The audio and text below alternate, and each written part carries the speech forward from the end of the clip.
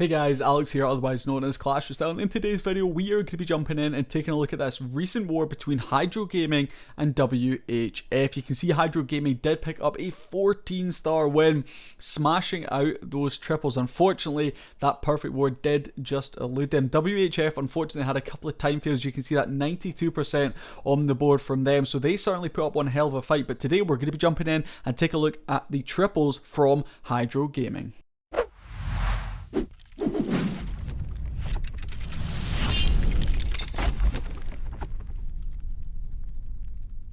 Alright, so the first one we are going to be taking a look here comes in from Kylo LA, and he is going to be coming in with a Go Wee Wee. So we're going to be coming in with that Octoquake, the log launcher going to be coming through on this one, and then we're going to throw in those golems, throw in those super wizards, and get going with this attack. So taking a little bit of time here to drop down the Quadquake, and they come right there, making sure that he's only dropping down 4 of those Earthquake spells.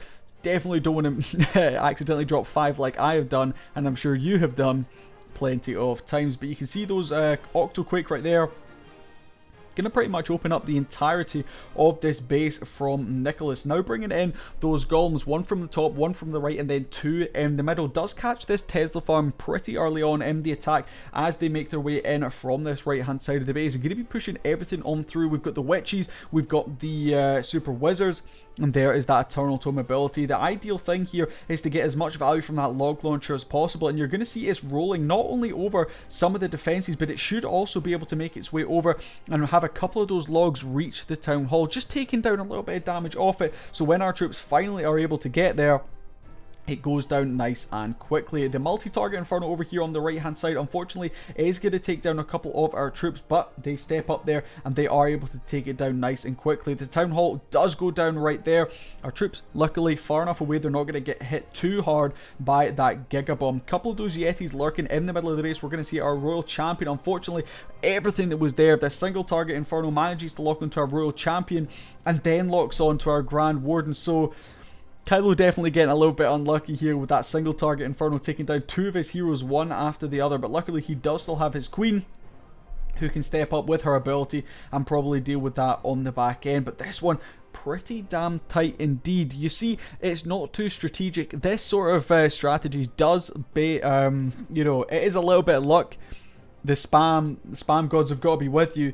And Kylo here, we do have that queen pushing her way through the center of the base. We've got a couple of skeletons which are hopefully going to be able to tank for our queen as she makes her way into this single target Inferno compartment. A couple of those sneakies going to go down on the back end of this one just to take care of a couple of these structures, making sure we don't end up time failing. Our queen luckily is going to be able to step up here on the back end, take down a couple of these defenses. Hopefully should be able to finish off this base. A giant bomb in this gap would cause us some issues, but luckily does not find a giant bomb. She does end up going down to the archer tower, but there is just enough in this attack to bring in that triple. Squeaky clean there for Kylo, bringing that one home. GG's. Let's hop out and take a look at the next one. Okay, so we've got Joe swinging on through for this next attack, and he is going to be coming in here with a P.E.K.K.A. smash. 4 bowlers going to be coming through on this one. We've got 10 bowlers, and kicking off proceedings, of course, with a Grand Warden walk from this left-hand side of the base. Just letting him do a little bit of work. Are we going to push him all the way into this Town Hall compartment? I do wonder.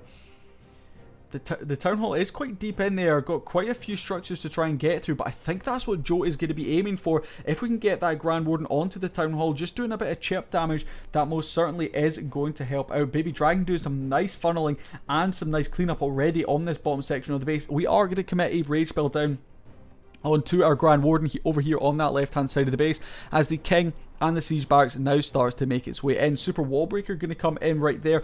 Does open up that wall section, even though the King unfortunately doesn't go into it. There is the Town Hall going down, and now we can get the P.E.K.K.A.s. We can get these bowlers all going in nice and quickly. Does need to be cautious here because those bowlers will get pretty hit. They have been hit pretty hard, if my English is deciding to even work, by that scatter shot. But look at the healers are able to step up in that rage spell, bring them back up to full HP before we lose too many of them. Nice jump spell going to be coming down in the middle of the base, going to give us access to plenty of these compartments. Hog Riders unfortunately coming out maybe a split second too early from the Siege Barracks, as they are going to end up kind of merging in with our main portion of this attack, and we did want them to sweep around this right hand side of the base. Luckily those bowlers and the P.E.K.K.A.s get their act together. They clean out this center compartment, so a few of those Hog Riders do end up pushing onto the right hand side, not only tanking for the Royal Champion, but also able to do quite a nice chunk of damage themselves. Going to freeze up the scatter shot over there at that top section of the base. Luckily we did have an Ice Golem bursting, which is going to allow our Royal Champion to get through that single target Inferno quite nicely right there. One free spell and two of our hero abilities still left in the bag right here. The Queen and the Royal Champion still to be popped. And this is a pretty crushing triple coming in from Joe, absolutely smashing this base. And you have to say, this one's certainly a little bit more strategic than that we did just see coming in from Kylo. Down goes that swag free spell in the middle of the base on the WHF clan castle, just to throw a little bit of insult to injury right there. But it's a nice triple coming in from Joe, very strategic, allowing that Grand Warden to step up onto the Town Hall. The Hog Riders doing a nice job on the back end, looping around that base with the Royal Champion. So GG's to Joe on that one. Let's hop it out and take a look at the next triple. Nick Helios featuring once again on my YouTube. This man always seems to be on with his triples. I guess he's just a bit of a triple machine. Gonna be coming in here against SLS from WHF. Again, another ground-based attack strategy. It seems Hydro Gaming really favouring these ground attacks. P.E.K.K.A.'s again going to be coming through on this one. Going to be raging up a couple of Yetis onto this right-hand side of the base. They are not only going to be able to take down the Royal Champion and a scatter shot, but they're also going to tank for these clan castle troops. They're going to be able to take down a couple of the CC troops and tank most of those long range super minion shots, which certainly is going to help Nick Helios out here, because too many of those long range shots from those super minions can always cause a lot of issues. Doesn't drop down that poison spell, which is interesting. He knew that the Queen would just about be able to make her way through those super minions without needing the poison spell to go down. Looked for a second like these troops may not path exactly where Nick wanted them to, but luckily they do turn at that last second, and they are going to make their way into the base. We've got the King coming in here from the bottom section of the base, dropping down a couple of witches alongside him, just making sure that we are really going to create this path as strong as we want it, so we can make our way into the Town Hall and then the single target Inferno compartment.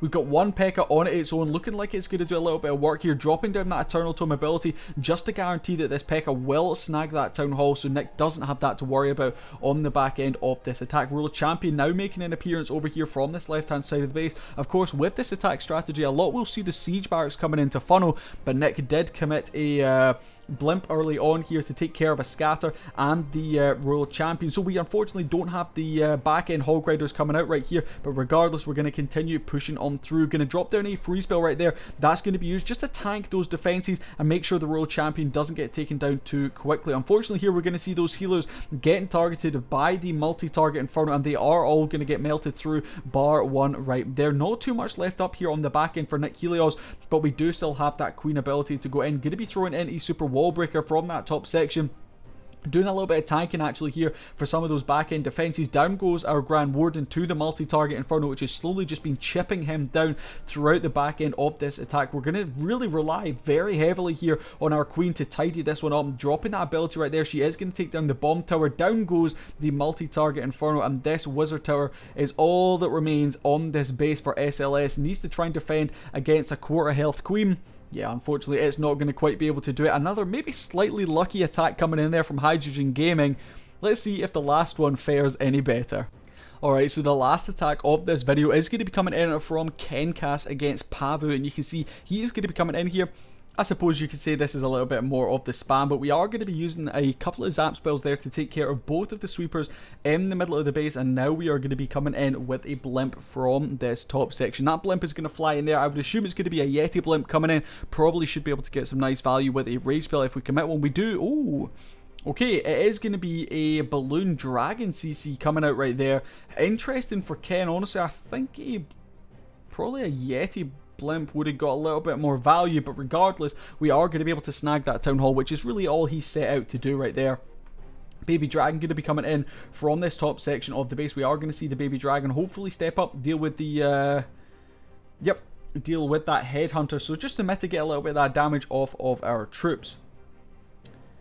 Also, maybe avoiding trying to pull that clan castle. That's a smart play, in fact. If there's a Lava Hound in that CC, which I believe there is, it means that we don't end up pulling it if we bring in an air-based clan castle there. So Ken, maybe 200 IQ, and I'm not giving him the credit that he deserves. But here we go. Inferno Dragons all going to be coming in from this right-hand side of the base. We are, of course, going to be tanking for them with those skeleton spells. We have a boatload of skelly spells coming on through, making sure we're throwing them down throughout the entirety of the base. We've got the king and the queen coming and spinning around from this bottom section of the base.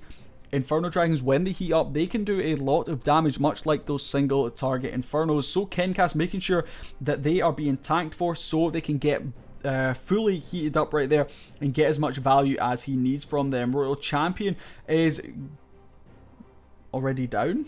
I didn't even see the Royal Champion coming in, but it looks like she's already fallen down. Not too sure what took her down, but regardless here, Kencast going to continue pushing on through this base. We do have